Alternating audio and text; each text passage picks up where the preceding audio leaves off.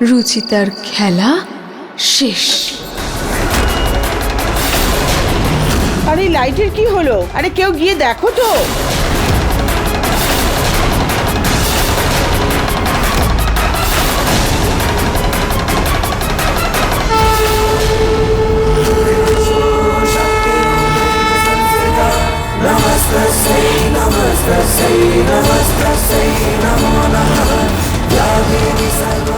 হে ভগবান, এই আগুনটা লাগলো কিভাবে?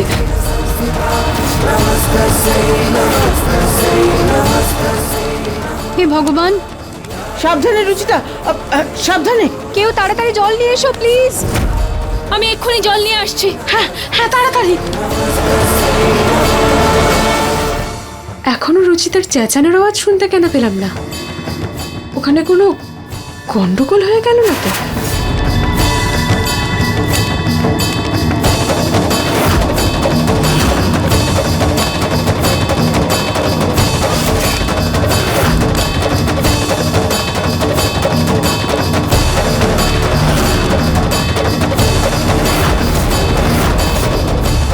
বৌদি তাড়াতাড়ি এসো।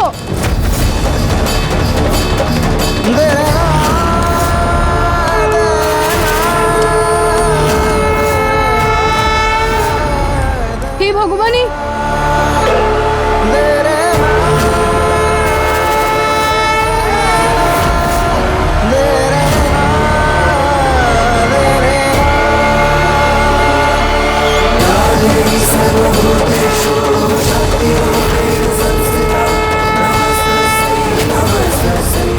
বৌদি।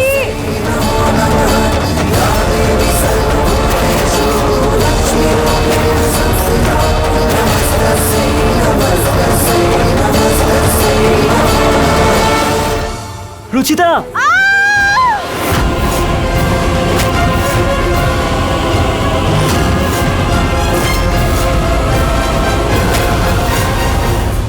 এই আওয়াজটা শুনে আমার মনে একটু শান্তি এলো।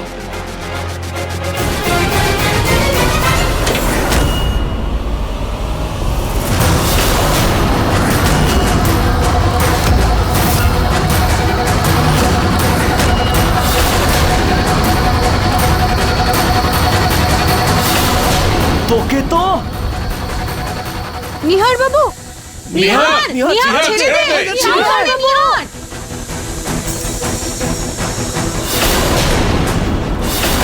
এসব কি হচ্ছিল? এই আওয়াজটা কিসের ছিল?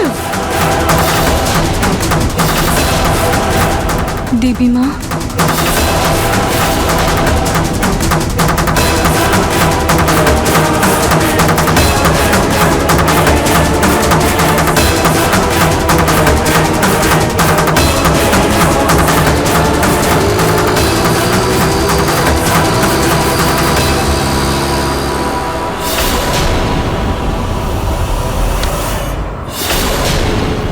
দেবী মা আমাকে রক্ষা করার জন্য ধন্যবাদ। রুচিতা, মা তুমি ঠিক আছো তো? হ্যাঁ বাবা, দেবী মায়ের কৃপায় আমি একদম ঠিক আছি। কিন্তু রুচি, তুমি এত অন্ধকারে ছুরিটা কি করে দেখলে? ওটা তো সোজা তোমার উপর নেমে এসেছিল। না বৌদি, আমি দেখতে পাইনি আসলে।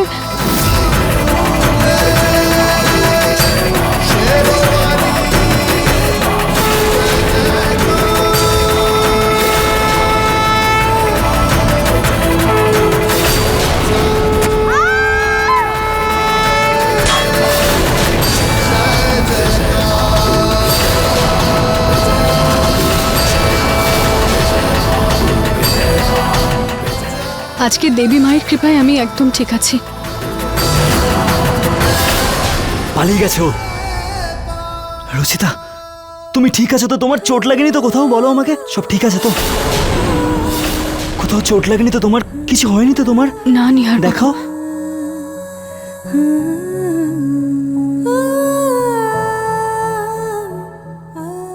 একদম ঠিক আছে রুচিতা, বেশি চিন্তা করার প্রয়োজন নেই। আমরা সবাই আছি এখানে। কিন্তু মা, ওটা কে ছিল? আর রুচিতাকে কেন মারতে চাইছিল? হয়তো কোনো চোর ছাচর হবে, সবাইকে ভয় দেখানোর জন্য রুচিতা দিদির উপর হামলা করেছিল।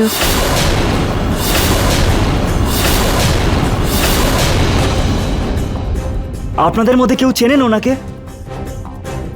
এই শোনো, সবাই কম্বল পেয়ে গেছে, এবার বাইরে দিয়ে এসো। দিদা, যদি দান করবেই ভেবেছিলে তাহলে তুমি মন্দিরে যেতে পারতে। এইভাবে সবাইকে বাড়িতে ডাকার কি দরকার ছিল? আর এই সুযোগটা নিয়ে যদিও রুচিতাকে কোনো ক্ষতি করতো তাহলে? তুই ঠিক বলেছিস বাবা, পরের বার থেকে আমরা মন্দিরেই যাব। আমি তো আগেই বলেছিলাম এইসবের কোনো প্রয়োজন নেই, কিন্তু এ বাড়িতে আমার কথা কে শোনে? দেবীমার মূর্তি রুচিতার হাতে স্থাপন হওয়ার পরেই দেখো কিভাবে বাড়িতে চোর ঢুকে পড়েছে, মন্দিরে আগুন লেগে গেছে, সব শেষ হয়ে গেল। আমি তো বলবো এই মেয়েটা 1 নম্বরের অলক্ষণে।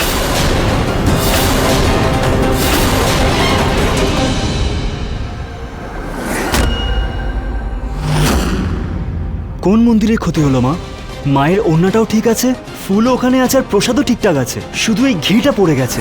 হ্যাঁ মা, শুধু প্রদীপটা উল্টে কর্পূরের প্লেটে পড়ে গিয়েছিল, ওটাই জ্বলে উঠেছে।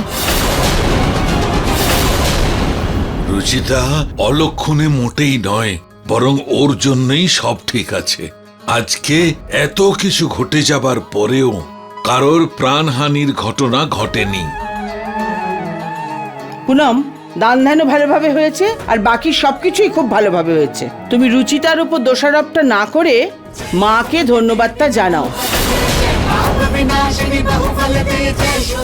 বলো দুর্গা মায়ের জয়, বলো দুর্গা মায়ের জয়, জয় মা দুর্গা।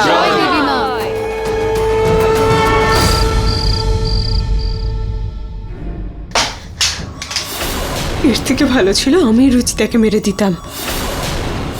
এই লোকটা তো কোনো কাজই করতে পারলো না। রুচিতা এখনো বেঁচে আছে। আমার ভীমরতি হয়েছিল যে আমি ওই রুচিতাকে আটকেছি। নিশ্চয়ই অনেক বেশি খেয়ে ফেলেছিলাম আমি।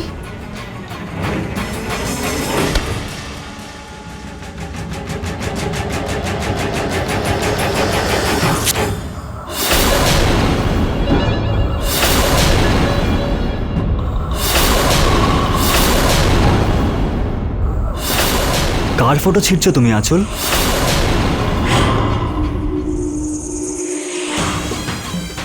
ওই আসলে আমি আমাদের দুজনের ছবি ছিঁড়ছিলাম। আমরা দুজন আলাদাই যখন হতে চলেছি তখন এই ছবি রেখে গেলাম।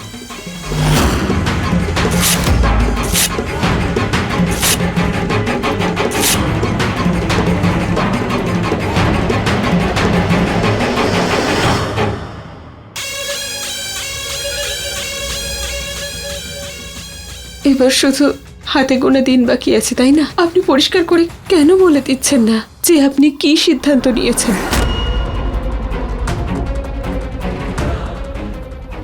আঁচল, আমার আরেকটু সময় লাগবে। আর কত সময় চাই আপনার বলুন তো? গত 7 মাসে কি আমি আপনার স্ত্রী হওয়ার যোগ্যতা অর্জন করিনি?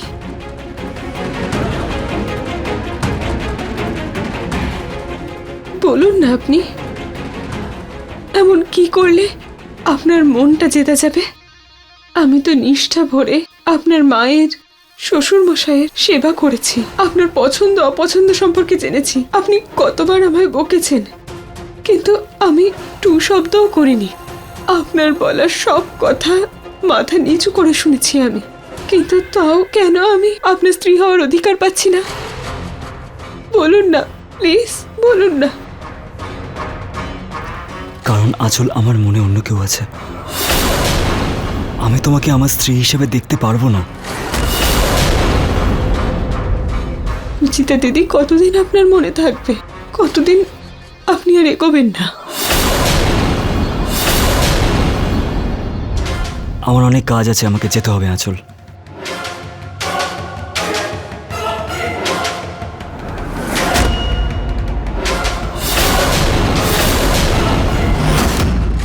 আজ আপনাকে আমায় উত্তর দিতেই হবে। আমি এরকম অবস্থায় আর ঝুলে থাকতে চাই না।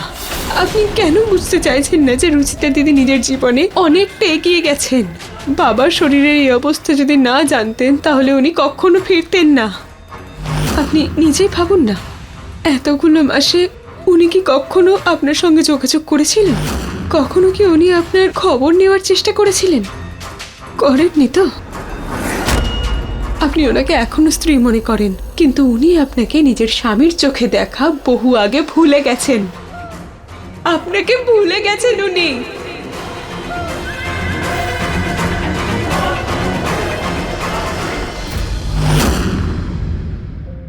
আমি নিজেকে ভুলে যেতে পারি নিহারবাবু, কিন্তু আপনাকে কখনোই নয়।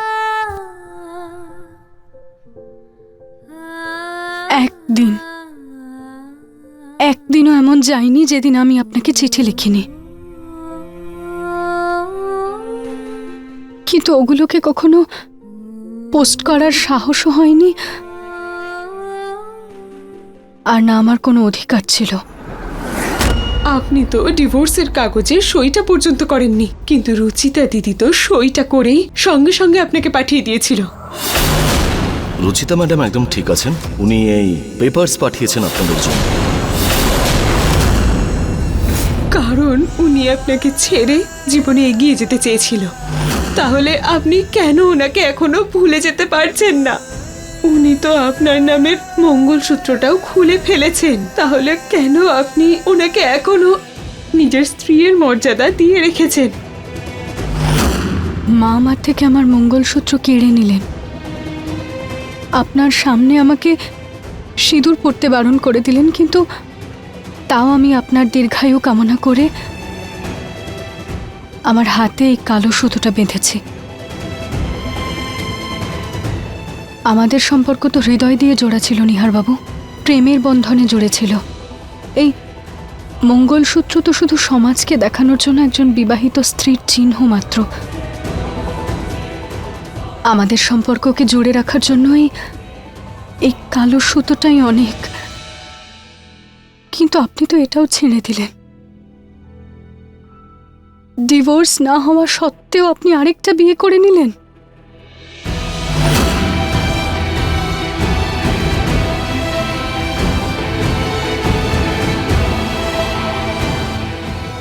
শুনুন, প্রত্যেকটা মেয়ের স্বপ্ন হয় যে সে বিয়ের দিন লাল বেনারসি পরবে, আর মা তো আমাকে বিবাহিতা মহিলা ভেবে এটা দিয়েছিলেন। কিন্তু আপনি তো আমার জীবনে এই কাগজের সাদা রংটা ভরে দিয়েছেন, এটা জেনেও যে এই মঙ্গলসূত্রের কোনো দাম নেই। এই সিঁদুর মিথ্যে, তাও আমি কখনো এটা নিজের থেকে আলাদা করিনি। সবসময় এই আশা নিয়ে এটা পড়ে থাকতাম যে একদিন এতে আপনার নামই থাকবে, একদিন আপনি আমার সিঁথিতে ঠিক সিঁদুর পরিয়ে দেবেন। আমি তো খুব বোকা ছিলাম, আমি এই কাগজের ভাষা কিছুই তো বুঝতে পারতাম না। আমি তো একটা বাড়ি পাচ্ছিলাম, একজন অনাথ পরিবার পাচ্ছিল, আপনাকে পাচ্ছিলাম, এরপরে আমি আর কি চাইতাম? কিন্তু এবার আপনি বলুন, কাল যখন আমাদের মিথ্যে বিয়ের সময় শেষ হয়ে যাবে, আপনি আমায় ছেড়ে দেবেন, তখন আমি কাকে মুখ দেখাবো বলুন? কে করবে আমার পবিত্রতার উপর বিশ্বাস? কেউ কি বিশ্বাস করবে যে এক ঘরের মধ্যে থেকেও আমাদের মধ্যে কোনো সম্পর্ক ছিল না? বলুন না, আপনি কতদিন রুচিতা দিদির জন্য অপেক্ষা করবেন? রুচিতা দিদি নিজের জীবনে ভালো আছেন, সেই জন্যই তো উনি এখানে এসে আপনার বিষয়ে কিচ্ছু জিজ্ঞাসা করেননি। আমাদের বিয়ে, আপনার জীবন নিয়ে কোনো প্রশ্নই উনি কখনো করেননি, কারণ উনিও জানেন আপনাদের দুজনের জন্য এটাই সঠিক। ওনাকে ভুলে যান আপনি, আর ওনার মতো আপনিও এগিয়ে যান, নিজের এই জীবনটা নতুনভাবে শুরু করুন। আজ আপনাকে সিদ্ধান্ত নিতেই হবে।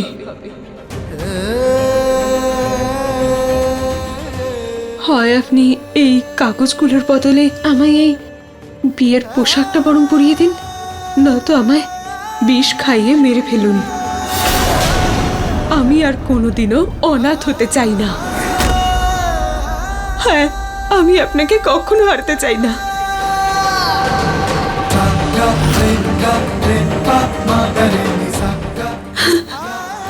আঁচল,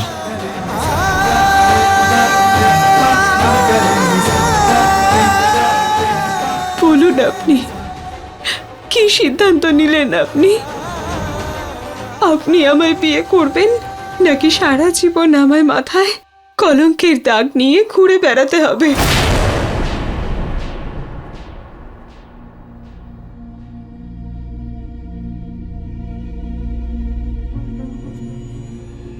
ঠিক আছে আঁচল, কন্ট্রাক্ট শেষ হতেই আমি তোমার সাথে বিয়ে করব।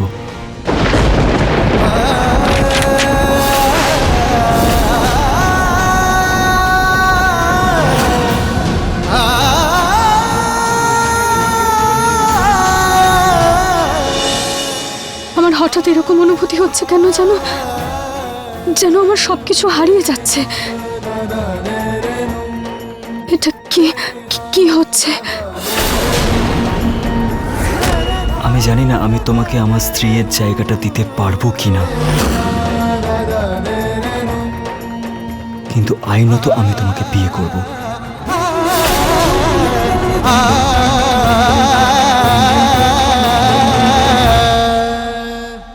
কি সত্যি কি উনি আমাকে বিয়ে করার জন্য রাজি হয়েছেন?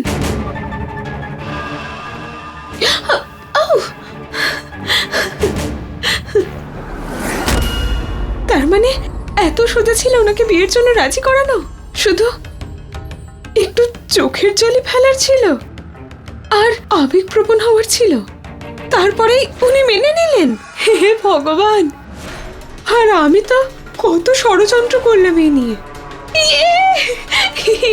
আমার জীবনটা বদলে গেল।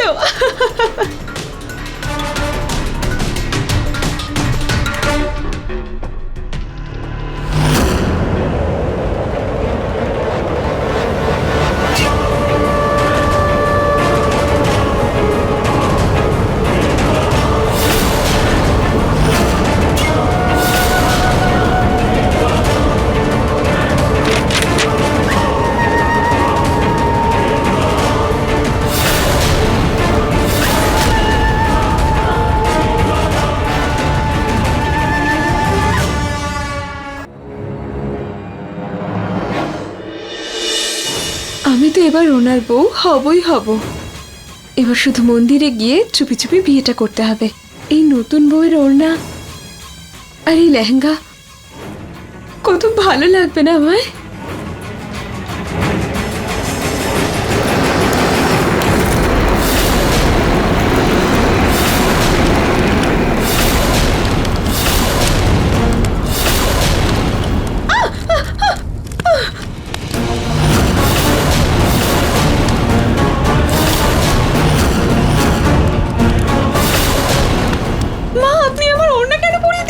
এটা আমার বিয়ের, আমি বলতে চাইছি যে খুব প্রিয় ওড়না ছিল।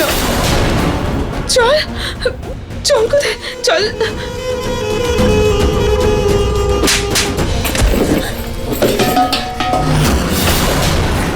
কি মা, আমি কি কোনো অন্যায় করেছি? অন্যায় নয়, অপরাধ করেছো। অপরাধ? উনি কি আমার নেশার কথাটা জানতে পেরে গেলেন নাকি? মা আসলে আমি একটা শব্দ মুখ থেকে বের করলে জিভ টেনে হাতে ধরিয়ে দেব।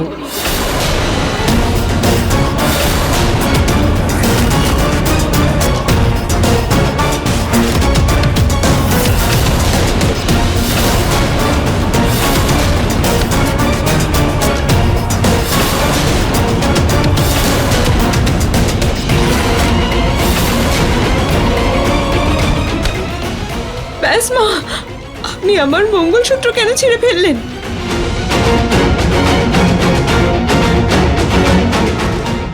মা আপনার কি হয়েছে? আপনি আমার সিঁথির সিঁদুর কেন মুছে ফেললেন? এই সিঁথির সিঁদুর তখনই কার্যকরী হতো যখন তুমি নিহারের স্ত্রী হতে। এটা কি আঁচল?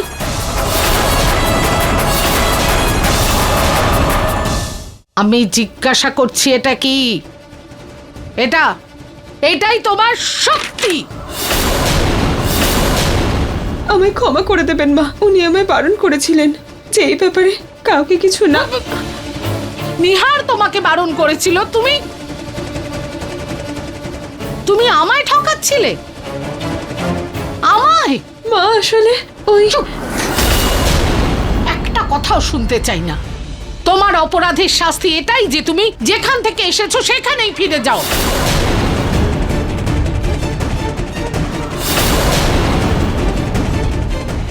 এই যে তোমার সত্যি, এই মুহূর্তে আমার বাড়ি থেকে বেরো, কারণ না তুমি এ বাড়ির বউ আর না নিহারের স্ত্রী।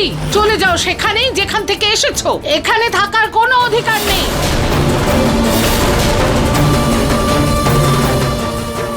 মা, মা আমাকে ক্ষমা করে দিন আপনি মা।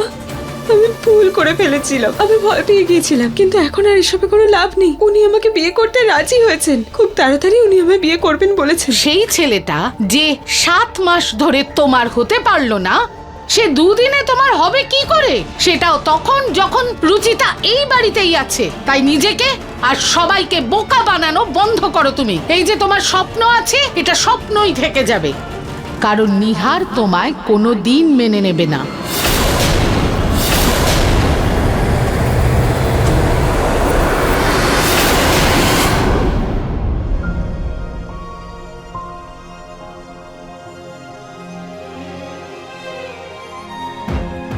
আমার অফিসের কাগজপত্র।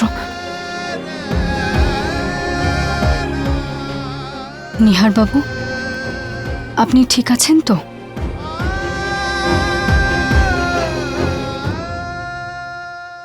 নিহার বাবু, সাবধানে। যদি তুমি এই কথাটার মানে আরো আগে বুঝতে পারতে রুচিতা, এখন অনেক দেরি হয়ে গেছে।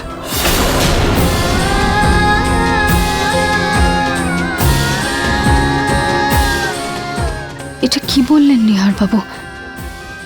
কি হয়েছে কে জানে?